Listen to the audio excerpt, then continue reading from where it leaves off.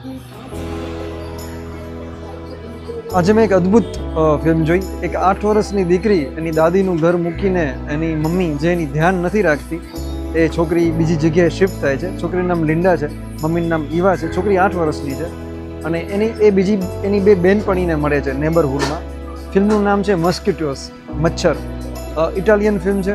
મેં આજે international film festival of India ઇફીના 22 તારીખે એટલે બીજા દિવસે ત્રીજા દિવસે જોઈ.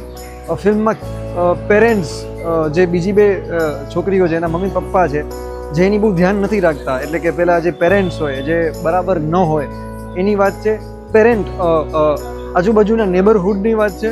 એક ક્વિયર બેબી સિટર છે, એનો એક આખો ટ્રેક ખુલે છે. બે લેડી ડિરેક્ટર છે, નિકોલસ અને વેલેન્ટિના. એમણે આ ફિલ્મ ડિરેક્ટ કરી છે. એશિયા પ્રીમિયરમાં મેં જોઈ. ફિલ્મ એટલી બધી મને એન્ગેજિંગ નથી લાગી, પણ 3 છોકરીઓ જે મોટી થાય, એનું જે બાળપણ છે, એનું જે એડલ્ટહુડ ધીમે ધીમે આવે, એ અનુભવો એ દુનિયાને કઈ રીતે જુએ, એ એમના માતા પિતાને કઈ રીતે જુએ. અને એ છોકરી મસ્કેટ્યુસ એટલે મચ્છર જેવી છે, એને ફરક નથી પડતો, એ અવાજ કરશે જ, એ તમને ડંખ ભરશે જ, એવી લાગી. એવી 3 છોકરીઓ છે. તો યસ, થેન્ક યુ.